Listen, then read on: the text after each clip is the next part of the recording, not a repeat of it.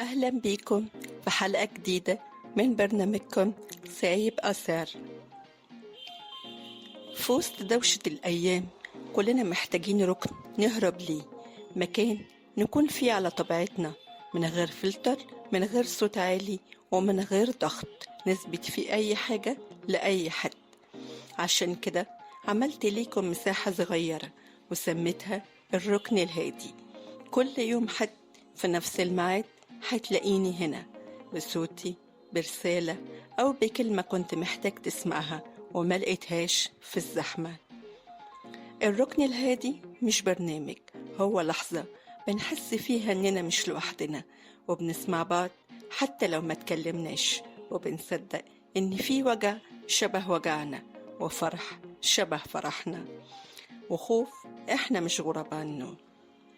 أنا مش جاية أحلل ولا أدي حلول، أنا بس جاية أقعد معاكم شوية وأسألكم عاملين إيه بجد. معايا النهاردة رسالة من بنوتة مش حابة تقول اسمها، بتقول فيها: أنا مش دايما بظهر في الصورة، ومش أول اسم بيتقال، أنا مش الوحيدة اللي صوتها عالي، ولا اللي بتضحك وصوتها يملى المكان، بس لما اختفي الدنيا بتكمل عادي، الناس بتضحك، الأيام بتمشي، واللي جنبي مش بياخد باله. أنا بنت عادية جدا، بس جوايا دايما سؤال واحد بيزن في دماغي: هو أنا ليا لازمة؟ طول عمري بحاول أكون موجودة، أكون سند، أكون سبب في راحة حد، بس كل مرة بحاول أتكلم عن نفسي اللي قدامي بيقول: معلش أصل أنا كمان تعبان، فبسكت وأفضل أسمع وأطبطب وأخلي كل حاجة تعدي، بس بقيت أنا اللي مش عارفة أعدي نفسي. في حاجات مش بتتقال، زي إني بصحى وأنا مش حابة أفتح عيني، إني أحاول ألفت الانتباه من غير ما أبان محتاجة، إني ساعات بحس إني فاضية من جوه، وأكتر حاجة بتوجع بجد إني بحس إني لو اختفيت محدش هيلاحظ. أنا مش طالبة حاجة كبيرة، أنا بس عايزة أتحس، حد يحس بيا من غير ما أطلب، حد ينده عليا مش عشان محتاج حاجة، بس عشان وحشته.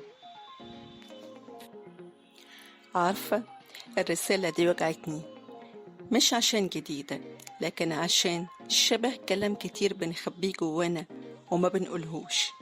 يمكن تكون انت اللي كتبتيها، او انت اللي بتسمعيها دلوقتي وبتقولي دي انا.